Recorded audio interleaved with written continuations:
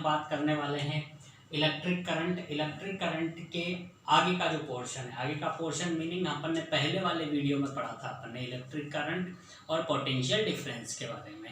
अब electric current और potential difference से आगे जो इसमें टॉपिक आता है वो आता है Ohm's law. Sir George Simon Ohm नाम के साइंटिस्ट थे जिन्होंने 1826 में ओम्स लॉ दिया था। ओम्स लॉ किससे रिलेटेड है? ओम्स लॉ रिलेटेड है करंट और वोल्टेज से। करंट और वोल्टेज दोनों का आपस में क्या रिलेशनशिप होता है, उससे ये आपस में क्या रिलेशन होता है, उस पर ये ओम्स लॉ है। इसका स्टेटमेंट पे अपन बात करते हैं। The current passes through a conductor is directly proportional to the potential difference. किसी भी सर्किट के अंदर, किसी भी कंडक्टर वायर के अंदर जब करंट का फ्लो होगा तो वो करंट का फ्लो जो होगा वो किस पर डिपेंड करेगा? पोटेंशियल डिफरेंस पे। मीनिंग क्या है कि current is directly proportional to voltage या potential difference. V is directly proportional to I। V जो है पोटेंशियल डिफरेंस जो है वो करंट के क्या होगा? प्रोपोर्शनल होगा। प्रोपोर्शनल होने का मीनिंग क्या है कि अगर वोल्टेज बढ़ेगा, पोटेंशियल डिफरेंस बढ़ेगा तो करंट भी बढ़ेगी। करंट अगर बढ़ेगी तो पोटेंशियल डिफरेंस भी बढ़ेगा। मीनिंग क्या है कि वोल्टेज पोटेंशियल डिफरेंस अगर इंक्रीज हो रहा है तो करंट भी इंक्रीज होगी, और पोटेंशियल डिफरेंस डिक्रीज होगा तो करंट भी डिक्रीज होगी। तो V is directly proportional to I, then V equal to IR।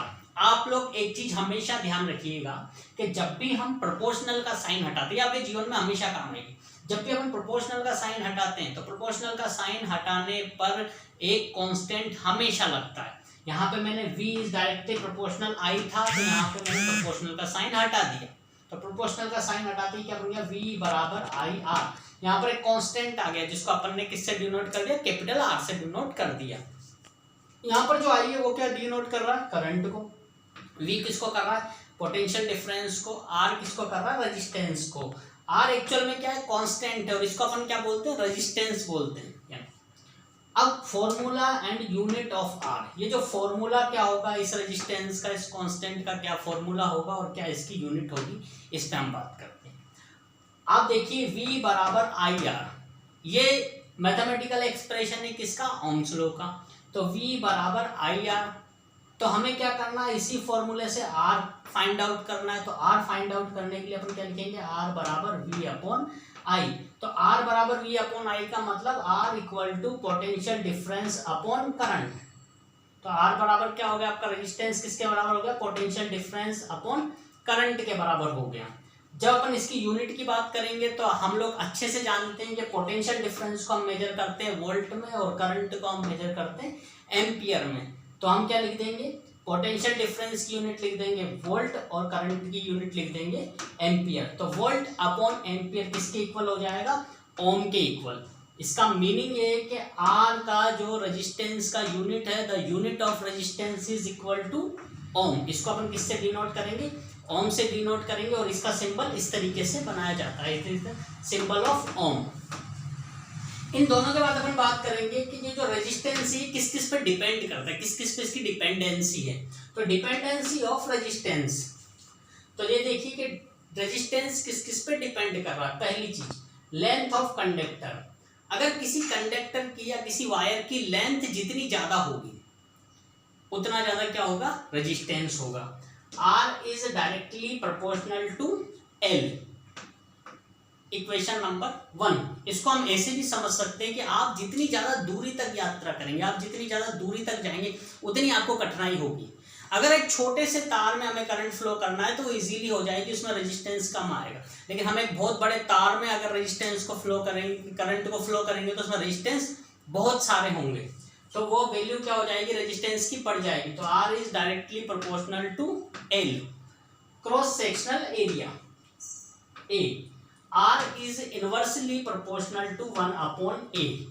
जितना ज्यादा तार की या कंडक्टर का एरिया ज्यादा होगा उतना रेजिस्टेंस कम हो जाएगा। तो R is directly proportional to 1 upon A। आपने देखा होगा जनरली हम लोग जो लाइट में तार यूज करते हैं, आपके घरों में जो लाइट की सप्लाई आती है वो मोटे तारों से आती है, क्योंकि जितना मोटा तार होगा, वायर की थिकनेस जितनी ज्यादा होगी, उतना क्या होगा, उसका रेजिस्टेंस कम हो जाएगा। इक्वेशन 1 और 2 को जब हम एक साथ लिखते हैं तो R is directly proportional to L upon A। L ऊपर आ जाएगा और A नीचे आ जाएगा, तो R is directly proportional to L upon A। वही चीज वापस से आगे के प्रोपोर्शनल का साइन हटाना है तो हम इक्वल टू का लगा देंगे, तो R बराबर के L अपॉन A। तो यहाँ पे क्या आ गया, कांस्टेंट आ गया, कांस्टेंट हो गया K। यहाँ पर K क्या है, कांस्टेंट है, जिसे हम स्पेसिफिक रेजिस्टेंस कहते हैं।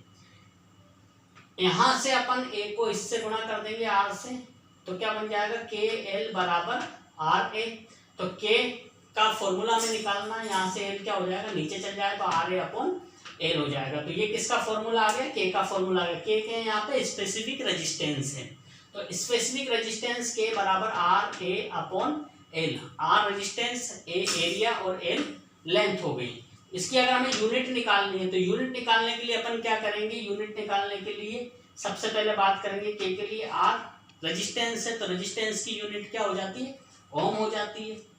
एरिया, एरिया आप जानते हैं, length into width, metre into metre, और अपॉन क्या आ जाएगी, लेंथ को अपन किसमें मेजर करते हैं, मीटर में।